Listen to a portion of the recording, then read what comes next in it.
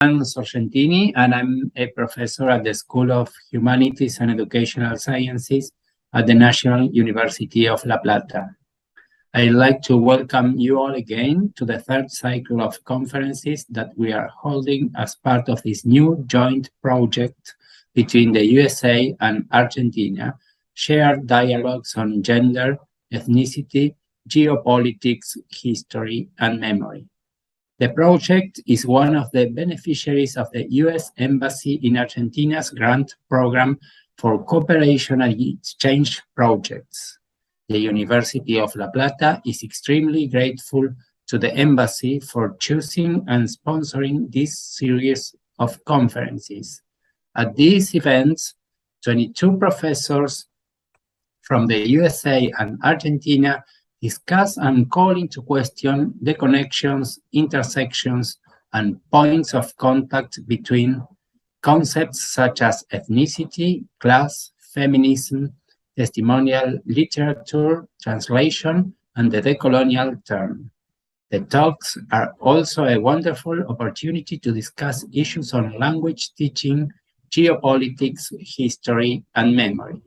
This evening, we will have the 6th session of this series of virtual conferences called Colonial Inheritances, Popular Memories, and Intersectionality in the Social Mobilizations of Our Time. I would like to thank Ana Principi, the Undersecretary of Interinstitutional Relations of our school, who is the coordinator of the whole project, and to the director of our master program in History and Memory, Ana Barleta, and the director of the Human Rights Department, Lucia Batista, for the organization of these conferences in particular. And finally, I'm delighted to introduce our speaker this evening, Professor Alejandra Oberti. Professor Oberti is a sociologist graduated from the University of Buenos Aires and has obtained her PhD in social sciences from the University of Buenos Aires as well. She is currently a tenured professor in the sociology departments of both the University of Buenos Aires and La Plata. She is also the director of the Oral Archive of Memoria Abierta. She has published in 2015 Las Revolucionarias, Militancia, Vida Cotidiana y Afectividad en los 70, and more recently has compiled, together with Claudia Bacci, the book Testimonios, Género y Afectos, América Latina desde los territorios y la memoria al presente. She is also the author of many articles on topics of feminism, gender, affectivity, and memory, especially in relation to Argentina's recent past. Currently, she is part of the collaborative research project del tercer gobierno peronista a la dictadura de 1976, la eliminación del tiempo bifronte, la ofensiva reaccionaria. She also teaches graduate courses in the master program in History and Memory of our school. Her talk this evening is entitled A Genealogy of Gender Studies in Argentina from the 1980s to the present. Alejandra. Thank you. Well, thank you, Hernan, for this presentation. And thanks to Ana Principi, Ana Barleta, Lucia Batista, and all those who are making possible these exchanges so interesting and so important for our work.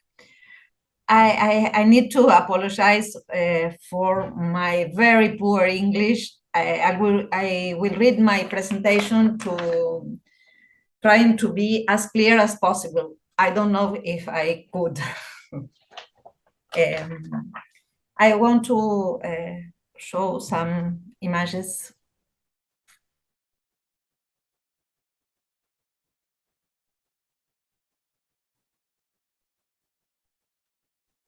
The history of gender studies in Argentina dates back to the years immediately following to the turn to democracy in 1983, when university life was normalized.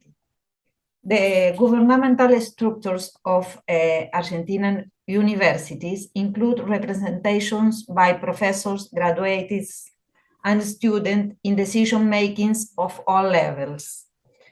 During the period of the dictatorship, national universities were operated by delegates from the military junta, and their governmental structures were shut down.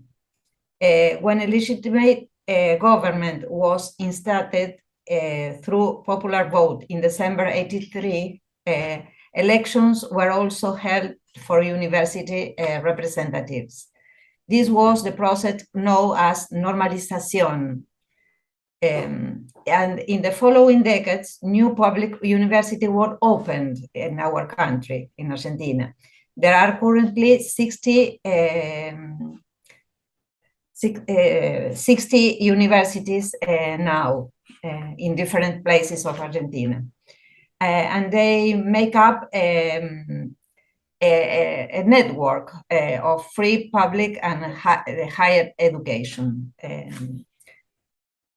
Although local contexts affect the internal organization of each university, there are strong connections between different institutions, and in the case of social science and humanities, a long-standing network functioning. In addition to the university context in particular, another relevant element for understanding the appearances of women studies groups in different regions through the country is the strong social, political, and cultural mobilization that marked the years of the democratization, no? That years that of the democratic transition. Feminists were part of these mobilizations and organized themselves in a wide array of groups, taking up old demands and presenting new ones. The organization they organized and create for their own spaces, rituals, and calendars. They made a place for themselves in the streets, the media, the institutions, and the university too. New spaces were founded for feminist participation, production, and debate, such as the National Women's Meetings, los Encuentros Nacionales de Mujeres. No? And at the same time, many activists entered universities and research centers.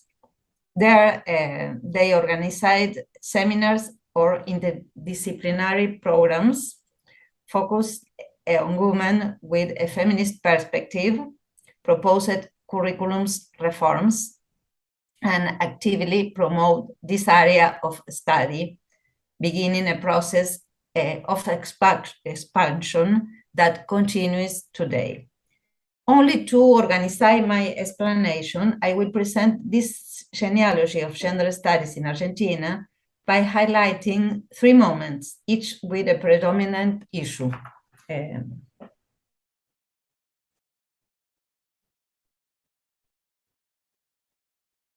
Sorry, these are the three moments. I want to speak to the first moment. This first moment is when the first academic groups look for a place in the national universities. As I have already mentioned, the development of these spaces took place beginning in the transition to democracy.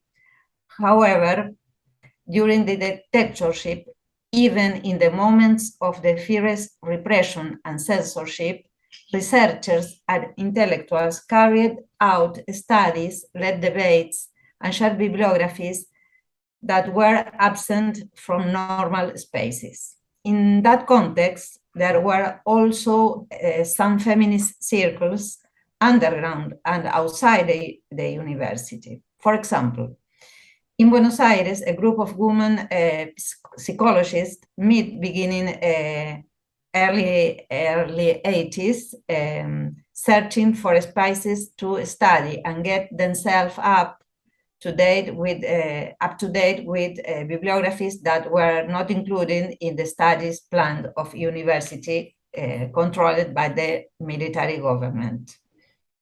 After normalization, some of those professionals returned to the university, and in 1987, in the psychology faculty at Universidad de Buenos Aires, they led the first institutional experience, the interdisciplinary degree in women study, la carrera interdisciplinaria de estudios de la mujer. This course this course of study brought issues like feminist identity, the psychologist effect of the patriarchy, and representations of gender to university classrooms. Another pioneering example is the Centro de Estudios del Estado y la Sociedad, Center for Studies on the State and Society, a private academic research center created in 1975, where researchers like Elizabeth Cellini, María del Carmen Feijó, and others began developing systematic studies on some aspect of the feminine condition, creating a corpus of researchers that reflect the increasing complexity of viewpoints on power relations, as well as the reproductive work of women and the family, and its connections with productive markets and labor dynamics.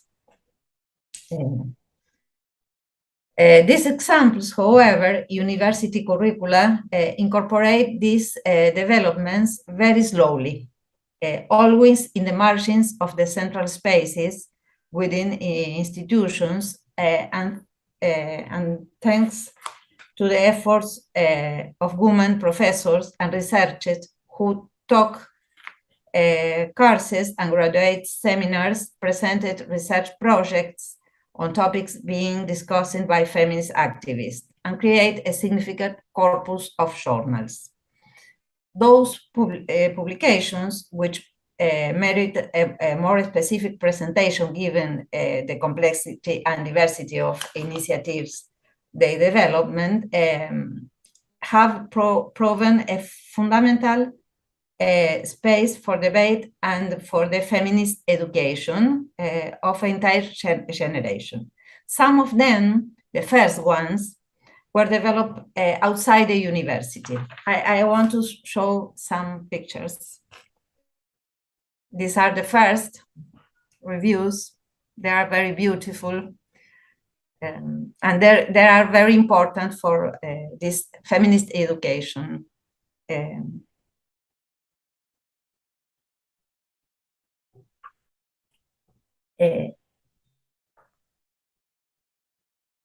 At about the same time, other reviews began to be published at university centers. As you can see, these ones have had continuity up to the present day. These are some of their.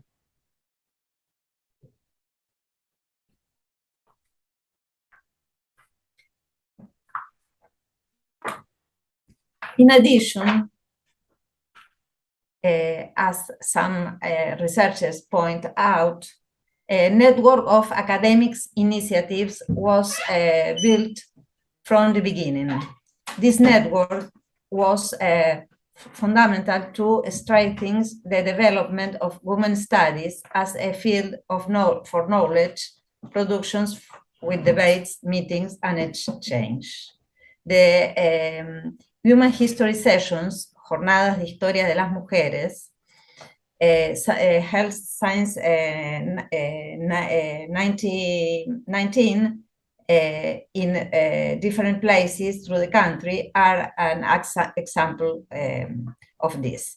That network has facilitated the creation of new centers in the following years. Some of the national university that have that new centers is the different faculties in the University of Buenos Aires, la Universidad de Buenos Aires, la Universidad Nacional de La Plata, la Universidad Nacional de Luján, de Rosario, el Litoral, Tucumán, Salta, Córdoba, Neuquén, La Pampa, ¿no? There are a lot. Developed programs and activities in the early 90s. I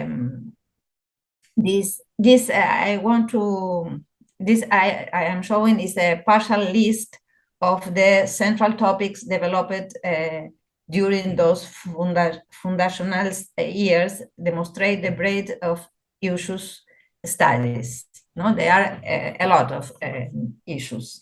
Power relations and the political participation of women, critics, literary, cultural, and cinematographic critics, the reproductive work of women in the family and its connection with productive markets and labor dynamics, violence against women, health, education, the importance of women and feminist movement in the process of social and political democratization beginning in the early 80s in Argentina.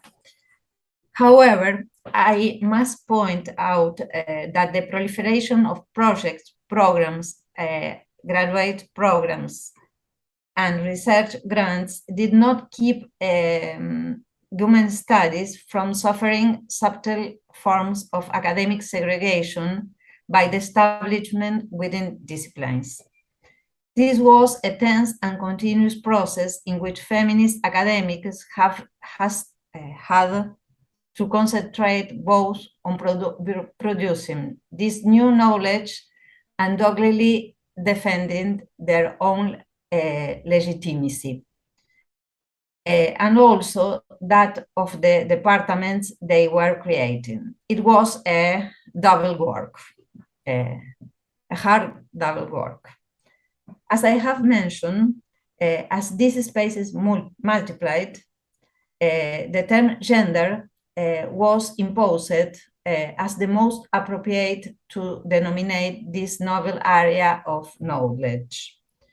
In this regard, Dora Barrancos points out that the word gender lent a certain air of neutrality that facilitates the actions of those who pushed for the recognition of new knowledge, and that it was a term that was generally adopted without creating at that time significant debates. But we can ask, what has this change of label mean?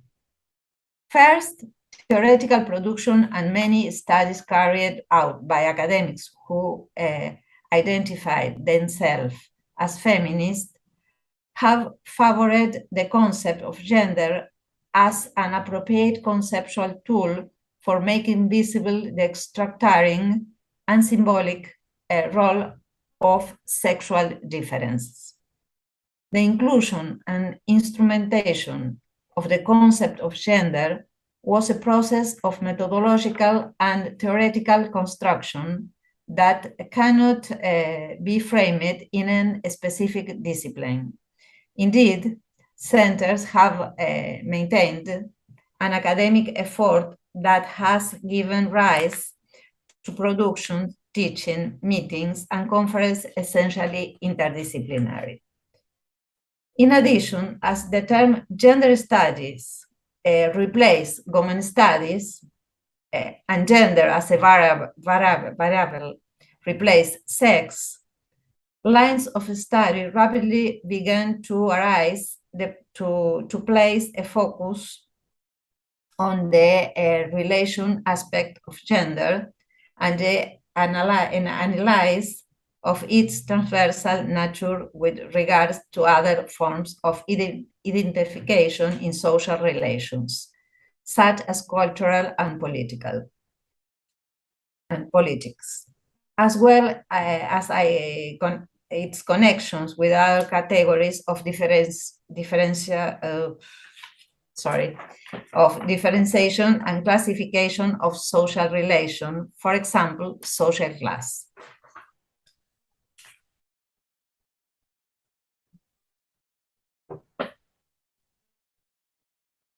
Regarding this period of expansion, I want to highlight 3 elements. You have there the 3 elements. Different forms of feminist activists have been involved in the creation of this institutionalization, giving rise to a positive through not harmonic, but positive at all, exchange between academic spaces and feminist politics. The term gender studies was imposed as a more neutral denomination in academic terms than women studies, or the more radical label that was lost, finally, of feminist studies. But I need to say that since early 80s, academics and activists have pointed out the limits of institutionalization with regards to the capacity for critical intervention. They argue for the necessity of producing works that consider the living conditions of women experience poverty and women workers, as well as the knowledge produced by social and cultural movements that condemn forms of oppression.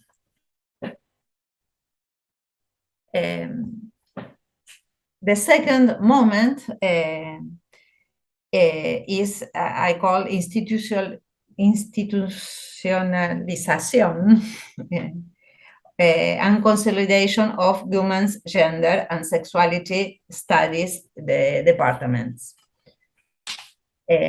Without intending to create a chronology, which would be impossible given the heterogeneity of the process if we consider the different regions of the country, we can, but at least we can talk about a second moment in which the list of academics events on the topics grows considerably.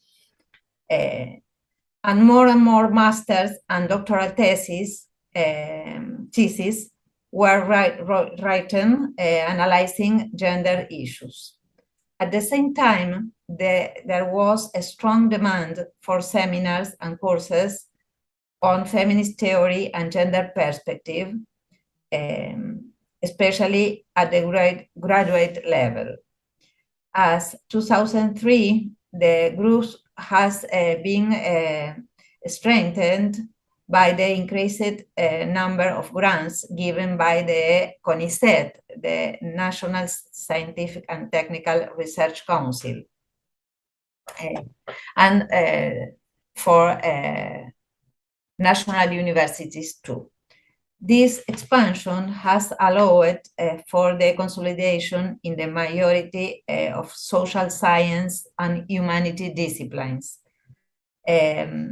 of critical viewpoints on social relations of gender, but it has also had effects on how knowledge is produced within universities, with new epistemological questions. Criticism arises regarding the invisibility of women in the science, androcentrism in knowledge productions, and also how resources are distributed. Overall, we can see that feminist criticisms of knowledge productions and the pedagogical function of university, and also made it possible to question the logic of institutional functioning that reproduce inequality. In this period, we can locate the major epicenters of resistance in the undergraduate courses of study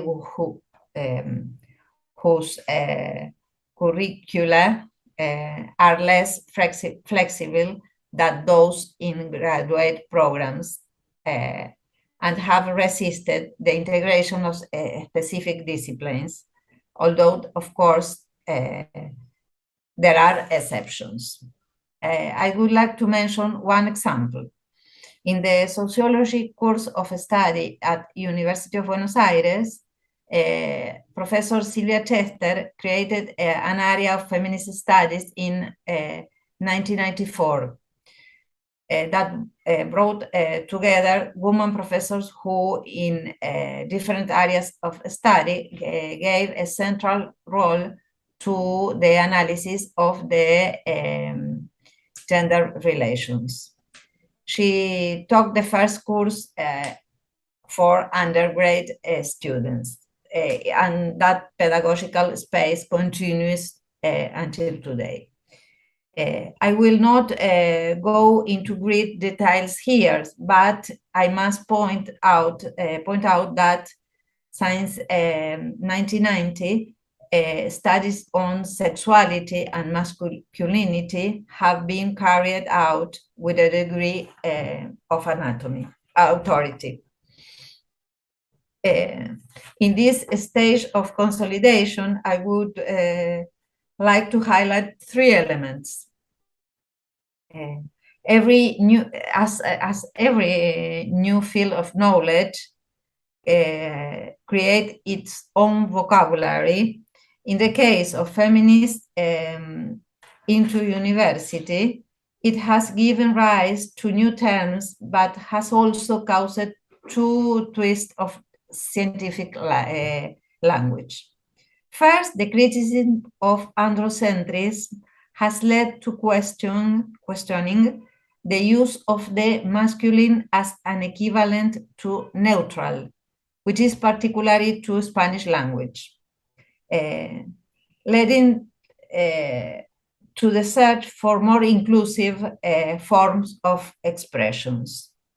Second, many of the terms used to name social occurrence have undergone a change of meaning. Examples are the growing circulation of terms like patriarchy, heteronormative, and compulsory heterosexuality. The third point that I want to highlight is that students of all genders influenced by the social movement have begun to demand in a variety of ways a non-sexist education in at least two senses. First, a review of the courses of study, and second, a review of teaching practices. While in the previous moment, the movement critics was focused on the need to pay attention to the social conditions as women's lives, this second moment includes a critical view of the risk of remaining stuck in the formality of the space that have been archived without altering the more general structures of academia.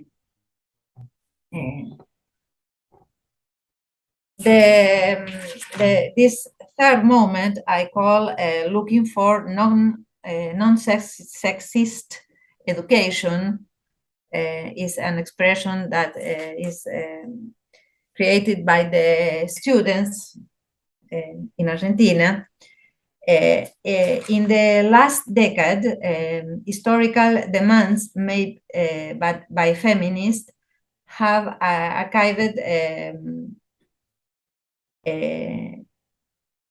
unheard of visibility that has also been reflected in university life at the least two fundamental aspects.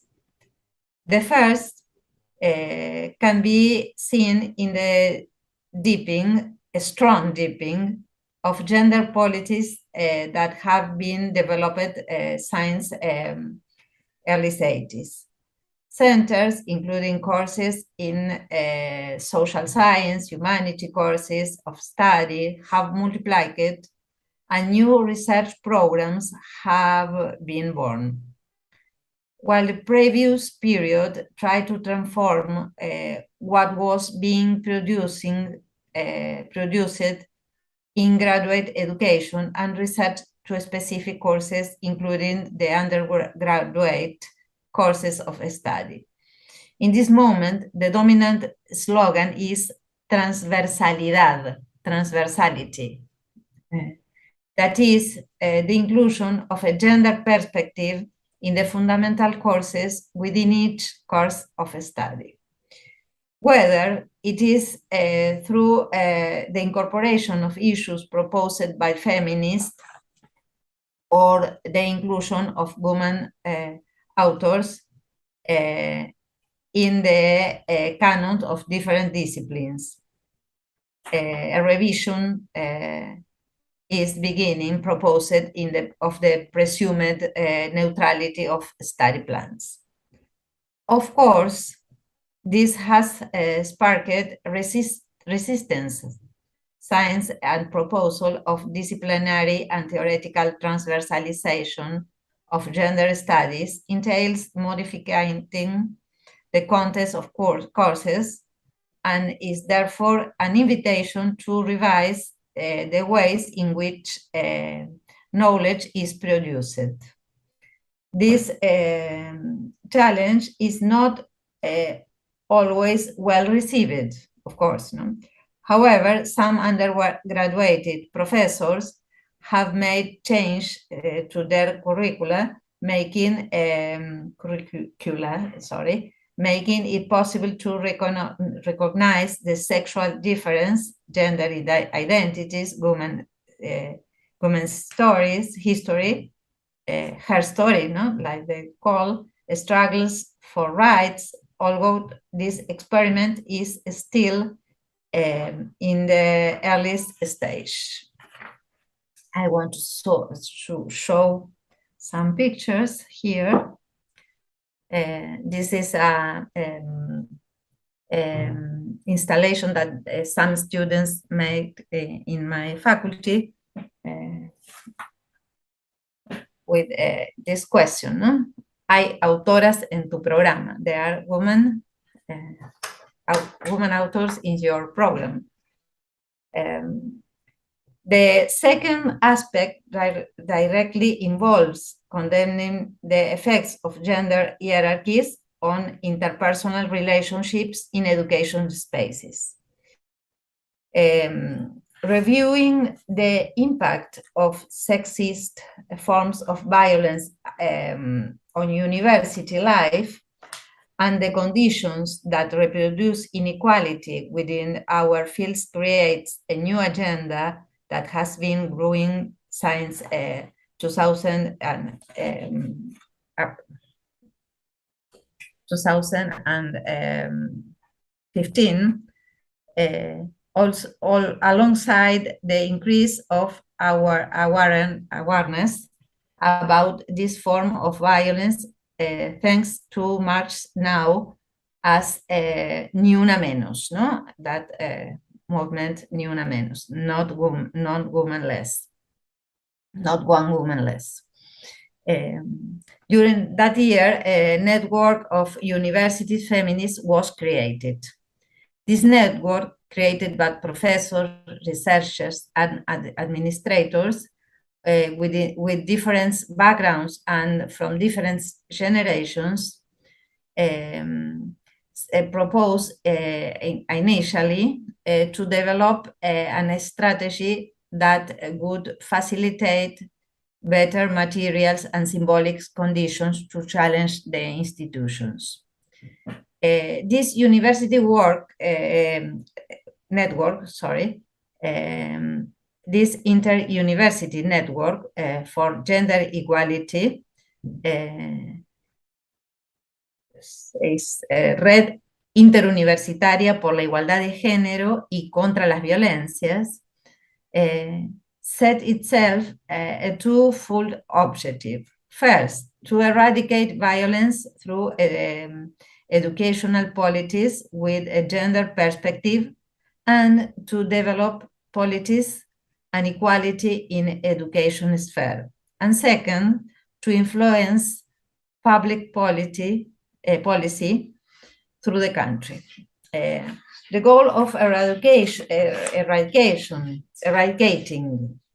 sexist forms of violence in university implied debating the formulation and implementation of normative frameworks, models of care, and protocols for addressing gender violence, strategies for the institutionalization of these proposals, generating resources, training, and producing pedagogical materials, among many other actions.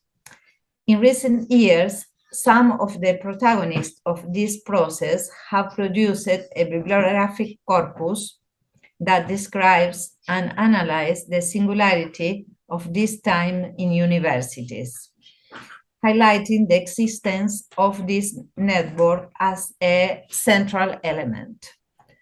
However, it is also necessary to point out that students have had an important role in demanding non-sexist education.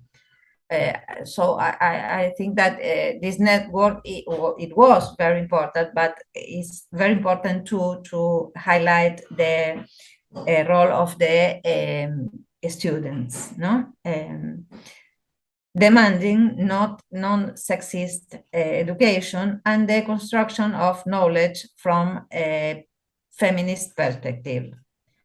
The concrete points that they demand create an agenda that coincides with these new institutional forms, modeling interpersonal relationships in the search of inclusive spaces that are free of violence. I want to. This is an installation that some students made in the University of Buenos Aires in the search of inclusive spaces that are free of violence, promoting the presence of women and non-binary gender identities in spaces of power, transforming curricula, and influencing professional education and transforming the conditions and resources we have to teach and learn. But also, in a nebulous but substantiated manner, they give rise to a challenge of the verticality and hierarchies of university environments, which are not necessarily contained within institutional agendas. This is another picture from that installation. In a recent article, my colleague Claudia Bacci and I analyzed a series of pedagogical situations in classroom in order to observe the ambiguities and problems implied by the integration of a critical feminist agenda. There, we proposed the existence of a student inquiry loaded with mediations and connections that affect our teaching experience in controversial and uncomfortable ways, and highlights in that article, we highlight the need to allow ourselves to experience that discomfort. We argue that the embodied practice of teaching, permeated by these conditions of gender, race, class, among other aspects, can offer an agenda that is open to necessary transformations.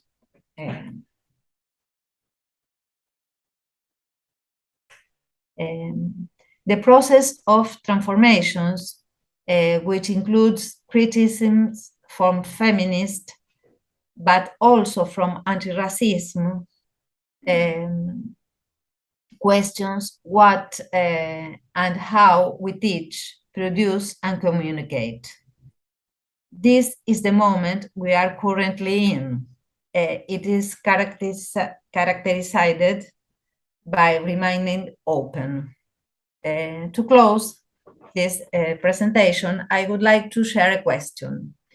It is possible that the process will conclude without making living experiences significant and without escaping from the competitive and individualistic logic of meritocracy and crossing into the logic of mutual support and reciprocal care. Is possible close this process without this? Thank you very much.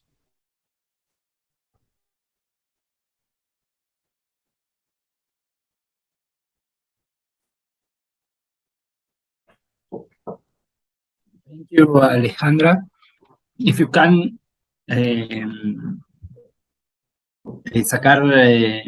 compartir pantalla.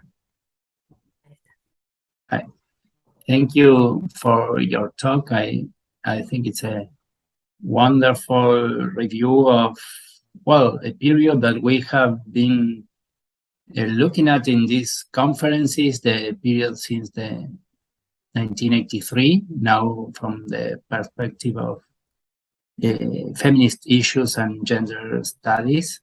And I think there are a lot of things to think about from your talk. We are seeing that there is many people following the talk through our YouTube channel. People is saying hello: Ana Julia Ramirez, Nadia Sanchez, Mirna Rabia, a teacher from La Matanza, Karen Santana, Guido Mueller, Camila Cuellar, many people that is saying it's a very interesting talk and saying hello from the YouTube channel. We invite them and all people that is following the talk to write their questions. We are going to alternate Spanish and English in the answers so we can reach all the people that is with us today, this evening. And well, to start, there is a little delay in the transmission through YouTube, so I have a question to start this dialogue. If you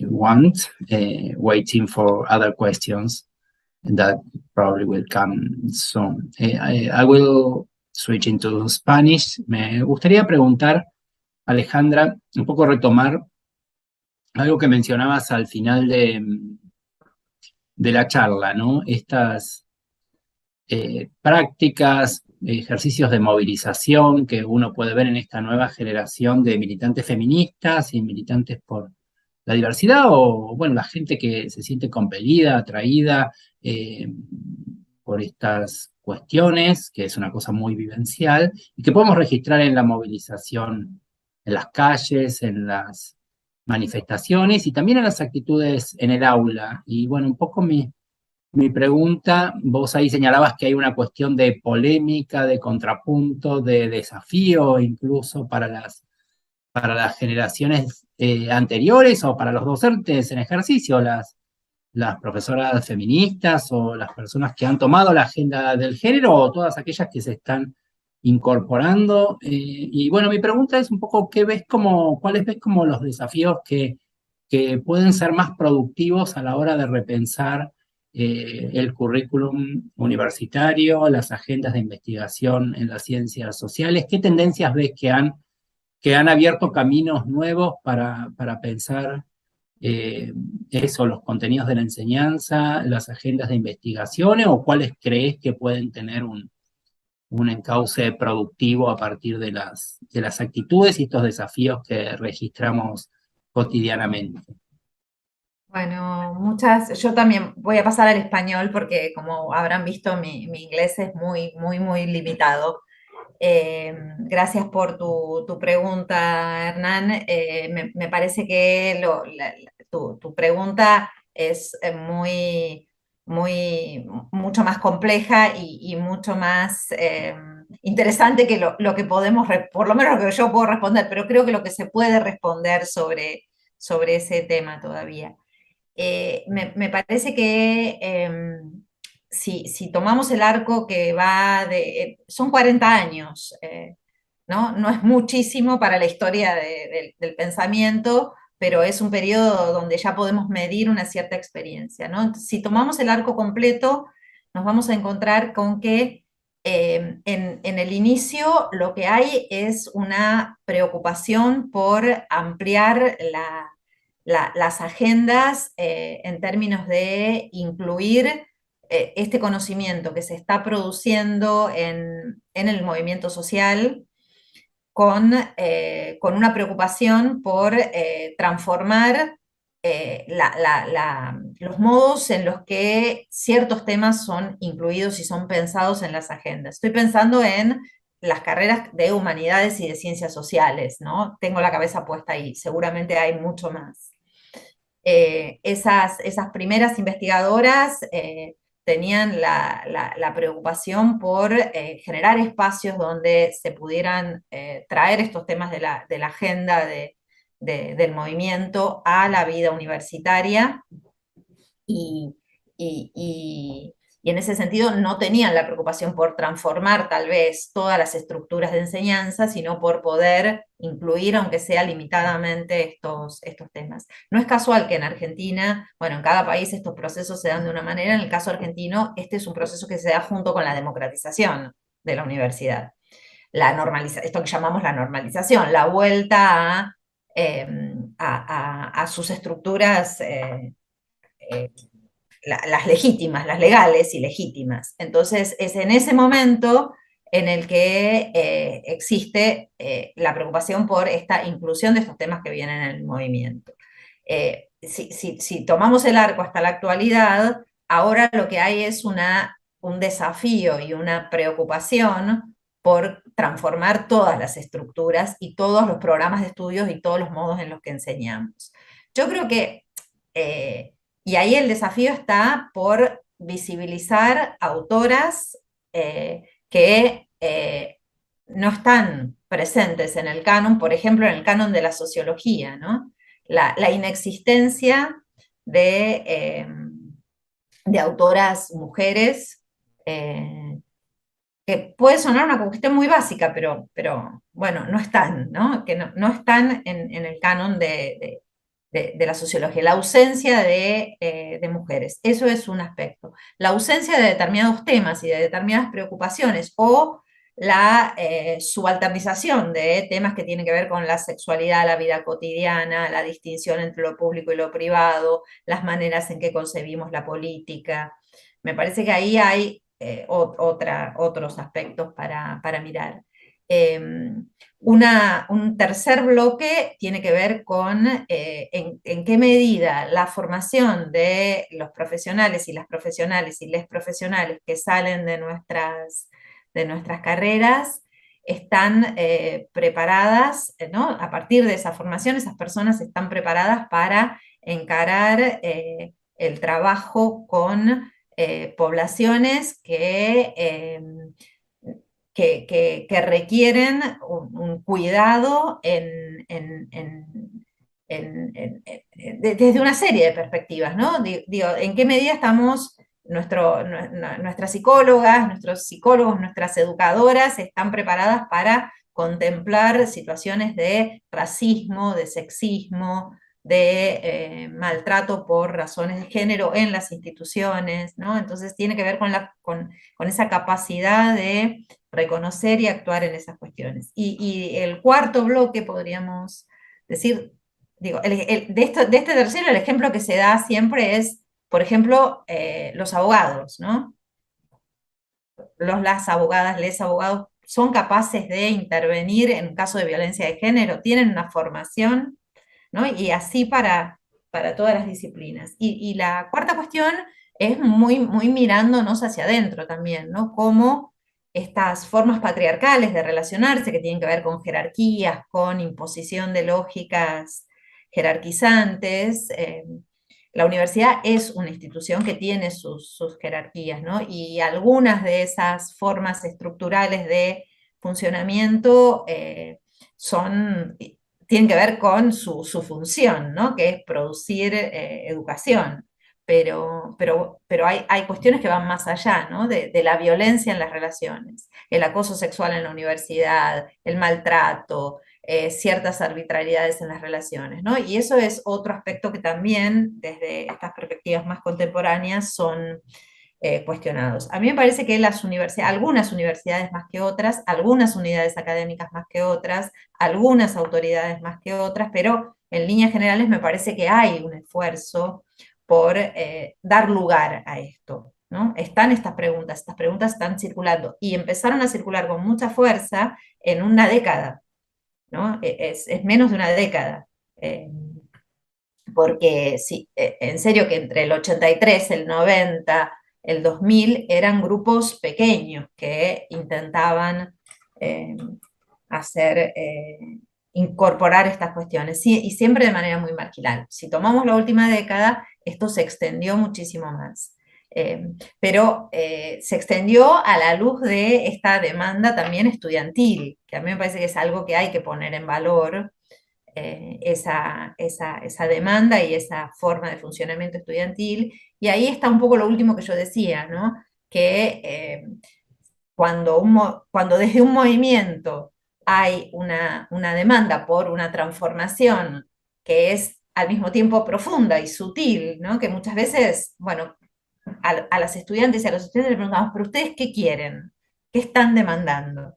¿No? Esa pregunta es porque hay una demanda que es difusa al mismo tiempo y que produce una enorme incomodidad.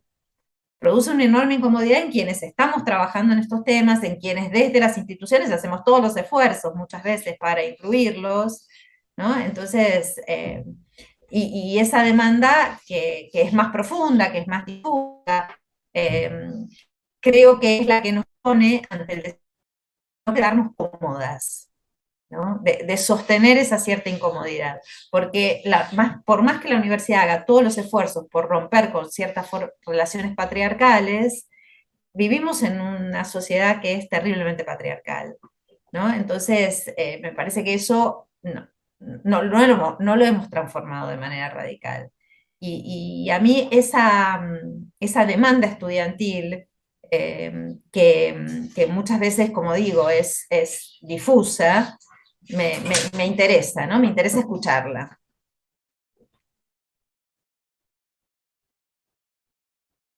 Bueno, muy interesante, muchas cosas que quedan para seguir pensando, para otras preguntas, pero vamos a ver si hay alguna pregunta del chat en YouTube o alguien quiere acercar alguna inquietud, comentario en inglés o en español, en castellano. Sí, me quedé pensando un poco en esto de, bueno, este último momento que es el de la profundización de la democratización, que vos lo conectabas con toda una historia de un periodo breve en términos de los cambios disciplinarios, pero que bueno, que tiene una perspectiva de mayor amplitud, no es lo que está pasando solamente en los últimos días, son 40 años, pero que es la de la profundización de la democratización y en este pasaje justo con un tema que siempre fue como el ejemplo de lo que era secundarizado, lo que era la contradicción secundaria y todo eso en este último momento parece ser el que abre la discusión sobre una noción más profunda e integradora de democratización que no solamente tenga que ver con las formas de la democracia en general o más formales, sino también con las prácticas cotidianas, con el repensar no solo los contenidos, sino también las prácticas universitarias y Bueno, esa idea me parece interesante, ¿no? De cómo también desde este tema es que se articula justamente ese diálogo con otras formas de vulneración, de discriminación, ¿no? Esta idea de que es a partir de... Y que me parece que eso se ve también en lo cotidiano, de que quienes a partir de impulsar estas demandas articuladas en torno a las cuestiones de los feminismos, de la diversidad, o bueno, de toda la serie de cuestiones que están conectadas con esto, es desde ahí que se llega a un montón de debates y articulaciones con otras formas de discriminación, de desigualdad, que encuentran la oportunidad de visibilizarse a partir de que son articuladas, en este caso desde la perspectiva de lo que abre la discusión sobre el género, ¿no? A mí, quiero poner de nuevo, mostrar, a ver si puedo mostrar de nuevo algo acá de este... Permítanme mostrar esto. Esta educación pública, futuro feminista, ¿no? Esto es un cartel de bueno, hecho por unas estudiantes en el marco de una intervención, ¿no? ¿No? Es como, está como juntando cosas que parecen de otro orden, ¿no? Podríamos decir que el futuro feminista no tiene directamente que ver con la educación pública. Parecen dos cuestiones que no necesariamente se cruzan. Sin embargo, a raíz de tu pregunta, ¿no? De tu comentario, Hernán, ¿no? Pareciera ser que esta mirada antipatriarcal es como la medida, ¿no? Establece como la medida de la democratización. Y ahí me parece que me parece que sería muy interesante pensar comparativamente, ¿no? Esto con porque movimientos en las universidades en contra del acoso sexual, de la violencia, por la inclusión de estos temas, hay, digo, en Estados Unidos desde, bueno, en MeToo, por supuesto, en las universidades, ¿no? Norteamericanas, todo ese movimiento que tiene que ver con la queja, ¿no? Tal cual se ha caracterizado y se ha nombrado en este momento. Tenemos las revueltas en Chile, que también son en la universidad, ¿no? Pensar un poco comparativamente todos estos procesos. En el caso argentino, y de manera creo yo similar también en el caso chileno, se cruza una demanda que es una demanda democratizadora, una demanda profundizadora de determinadas cuestiones que tienen que ver con la educación pública, ¿no? En el caso de Chile, la demanda por la gratuidad, en el caso argentino, la demanda por el presupuesto para la universidad. Algunas de estas intervenciones que yo les mostraba eran en momentos en que además se estaba discutiendo el presupuesto universitario en un contexto de un gobierno que amenazaba, ¿no? El gobierno el gobierno anterior a este que tenemos, el encabezado por el ingeniero Macri, que estaba permanentemente amenazando con quitar presupuesto para las universidades, ¿no? Entonces, se cruzan esas demandas, ¿no? Que tiene que ver con la gratuidad en el caso chileno, en el caso argentino con el presupuesto para la universidad, la idea de la democratización de las universidades, pero también la democratización de la sociedad, la profundización de determinadas cuestiones, y el género o la política antipatriarcal o este futuro feminista pareciera ser que es como la cifra, la medida que nos permite ver, ¿no? Me parece que está, de parte del movimiento estudiantil, muchas veces está utilizado como casi como un significante vacío, en el sentido de que en ese futuro feminista, cuando imaginamos un futuro feminista, un futuro antipatriarcal, estamos imaginando una suerte de utopía. Por eso a mí me parece que es muy necesario este ejercicio de operacionalizar, ¿no? ¿Qué entendemos por futuro feminista? ¿Qué entendemos por políticas antipatriarcales? ¿No? ¿Qué demandas concretas? Porque solo las demandas más concretas son atendibles. ¿No? Se puede producir a partir de demandas concretas. Pero por otro lado, esa cuestión política utópica, que es la que nos permite movernos, es esta demanda difusa también, ¿no? Entonces, yo creo que están las dos cosas. Y eso es el movimiento estudiantil. Les estudiantes movilizados desde, por lo menos en torno a estos temas, en toda la década de 2010 en adelante. Sí. Bueno, aquí tenemos a Aisha Eisenberger, que está también saludando desde el chat.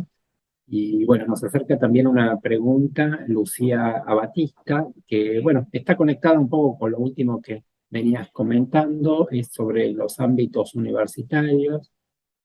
La pregunta es si en las aulas universitarias post pandemia observás algún cambio o eco en el que se pueda percibir, bueno, un eco de la emergencia de las nuevas derechas y su hostilidad hacia estas agendas, ¿no? También un poco esa centralidad me parece que tiene que ver con el ataque o con la actitud tan hostil que generan estas nuevas derechas o esta derecha que aparece virulentamente, o si ves, en cambio, dice Lucía, que los espacios universitarios son espacios más resguardados.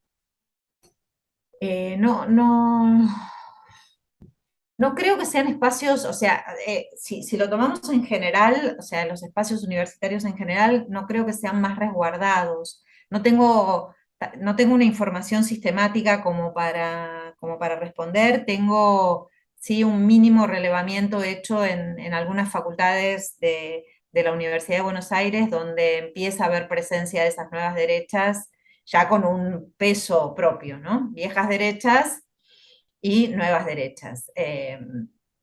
Muchas veces, en algunas ocasiones, trabajando de manera articulada o relativamente articulada, ¿no? Eso es algo que empieza a aparecer en algunas facultades, no en las facultades donde trabajamos quienes estamos aquí, ¿no? Entonces, ahí me parece que esa distinción siempre es importante tomarla en cuenta. Pero en algunas otras facultades sí empiezan a aparecer y lo que en conversaciones informales con integrantes de agrupaciones y con jóvenes que son parte de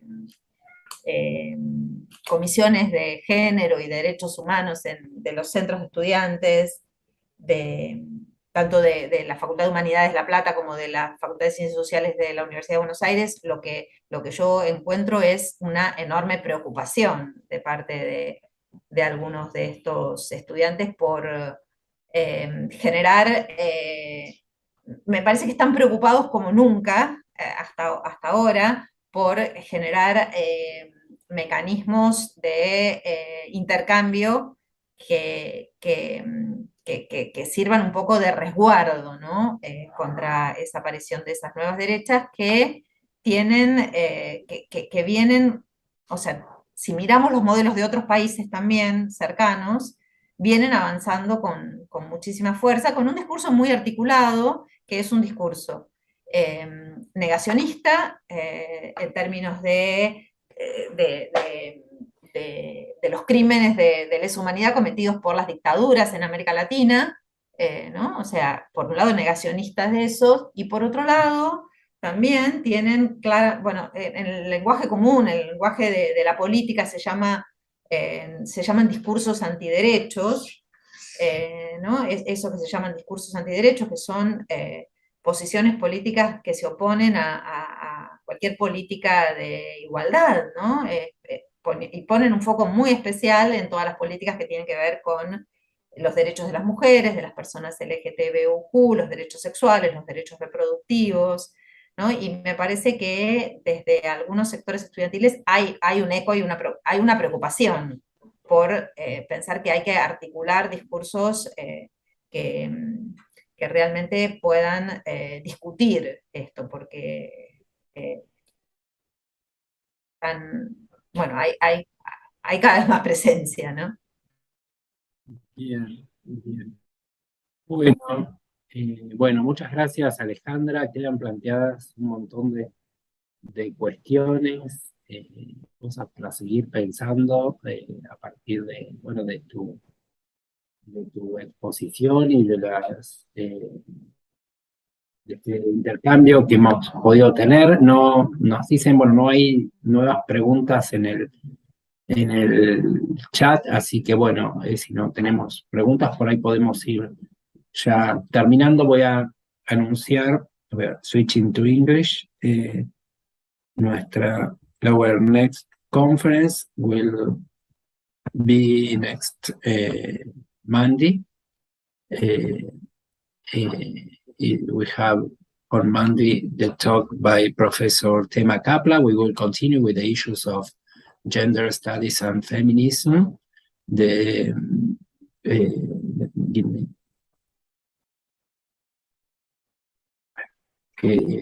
Tema Kaplan, professor at Rutgers University, will deliver her talk next Monday, the 24th at 6 p.m. And the title of the talk will be the Me Too Movement and the Long March Against Sexual Harassment in the United States. So we invite you to come back on Monday to continue with the 7th conference of this cycle. Thank you very much to all of you, and we hope to see you on Monday. And thank you again, Alejandra. Thank you, Hernan.